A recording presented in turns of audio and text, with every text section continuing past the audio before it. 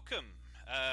Today's video is going to be about immigration and how it's ruining Britain.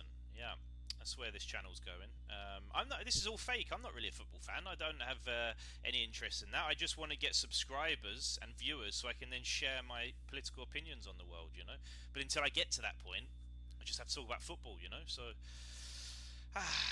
I'm only joking. It's about Xabi Alonso today. That's what we're talking about. He gave his first press conference, and there were some interesting, to me, interesting observations that I thought when I read it. So I thought I would share that. I'm going to share my screen in a minute and show you the press conference, which is, the level of production now on this channel is going crazy. Who knows? In a year's time, I might even go outside and make a video. It's going to be insane. Up until this point, I've only talked to the camera, and now I'm going to share my screen. So, it's pretty special. But yeah, there were three things I was looking for in this press conference. The first was the formation. I was curious to know if anyone was going to ask him and what his responses were, because he's known for playing three at the back. I was curious to know if he was going to give us a response for next season of what we can look forward to in that sense. Vinny and Mbappe, very curious to see how those two are going to get on next season, because this season they've clearly not worked very well. They both like to play in that left space on the front three. What's his plans for this? And the third was Bellingham, and what's Bellingham's position, because he's another player who, again, in his debut season, it seemed like we had the perfect place for him, the perfect role in the team. This season, or last season, he's played a lot deeper to kind of replace Toni Kroos.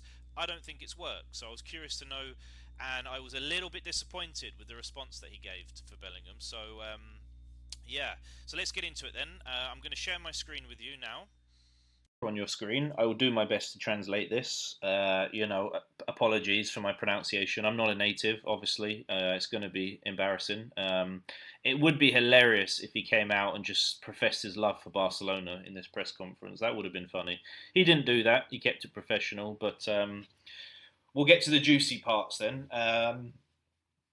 This part here, como se siente, he's just talking about how he feels and talking about Modric and Ancelotti. But the first question I wanted him to answer was the formation, and it's in this part here. ¿Cómo va a jugar el Madrid? How is Madrid going to play? Es una buena pregunta y me gusta porque hoy el fútbol. So it's a good. This is a good question. I like it because today in football you have to be flexible and dynamic. And it says here, tengo una idea de cómo queremos jugar. I have an idea of how we want to play, but the system puede cambiar, can change. So it seems like he's not going to be wedded to his idea the way, let's say, Amorim is at Man United right now, which is good, which suggests to me that he might try to bring, if he's got an idea, his idea at Bayer Leverkusen was, of course, three at the back. I'm sure he'll know this is not really a formation I've seen in 20 years of supporting Real Madrid, not for any meaningful amount of time anyway. Zidane did play it a few times. I remember against Chelsea, I think, in the Champions League, but that was because of injuries, and Mendy played as a wing-back. Playing it for a whole season, I've not seen that before, so I'll be very curious to see if he plays that. With Trent coming in, it might be the perfect system. We certainly have the perfect right wing-back for it, but... I like the fact that he's open to change though, and it says here that the team needs to transmit energy, emotion, and que conecte con la gente, connect with the people. So I like that it looks like he's interested to play interesting attacking football, something we've not seen too much of this season for sure. We've barely dominated any games, so I like that about him. The next part, of course, maybe the biggest question is this. Does he have a plan for Vinicius and Mbappe? So, he says here, es una suerte que tengamos jugadores de ese nivel. So, it's fortunate or lucky that we have players at this level. Not only Kylian and Vinicius, but others as well. And again, it says here, tengo ideas. I have ideas. So this is good because it's he's talking about the communication here, and this part here, son jugadores de alto nivel, they are players of a high level, and es la tarea que no me toca. I'm not exactly sure how to pronounce that, but from what I understand, it basically means that this is something he's going to have to discuss or something he's going to have to work on, perhaps, which I like, because if this was Ancelotti, I imagine he would have just said, both players are great, they'll sort it out.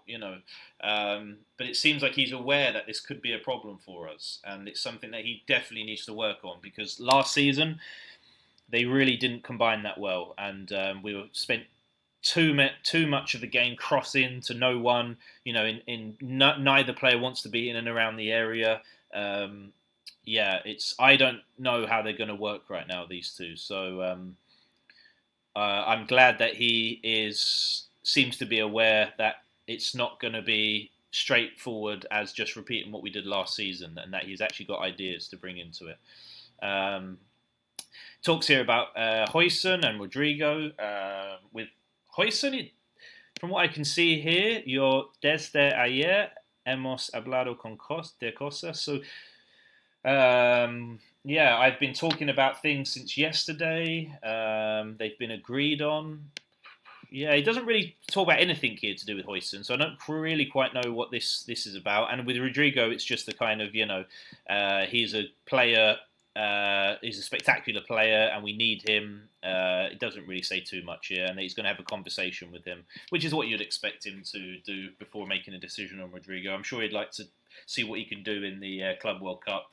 And the last part here against Bellingham, this was the most interesting, because this I was a little bit disappointed in, I have to say, or disappointed with. So it says here that Jude puede ser especial en cualquier sitio. So Jude can be special in whatever situation he's in.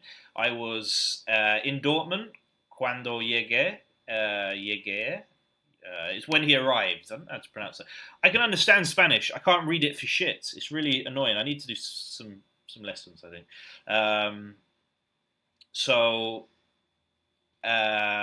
He's just talking about that he will be fundamental for the project. But here, yo le veo claro como centrocampista. He sees him clearly as a midfielder. No. I don't see him as a midfielder. I really don't. He's an attacking midfielder, sure, but he's more of a second striker or a number 10. I don't want him playing in that deeper role the way he played. He has a great work rate. He really does, and he won't stop running all game, and that's fantastic. But he doesn't have the discipline to play in that centre midfield role, and he gets frustrated, I think, when he plays there. He doesn't have the same kind of impact on the game that he wants to. So I think you've really got to free him up and let him play. I'm sure Xavi, again, it does say here that he wants to make him as efficient as possible. So maybe that will change when he realises, I think that he's not a centre midfielder. He's going to be injured after the Club World Cup because he's having surgery on his shoulder, so he won't be available for the first couple of months of the season. But when he gets back, it will be very interesting to see what he does with Bellingham, for sure. So that's it for the press conference then. So I will return to my regular camera now. Sorry if the audio sounds a bit different when I switch between the webcam recording and the screen recording. I'm still new to this, so I don't know what I'm doing. But well done for getting this far. I'm amazed if you haven't got bored and switched off.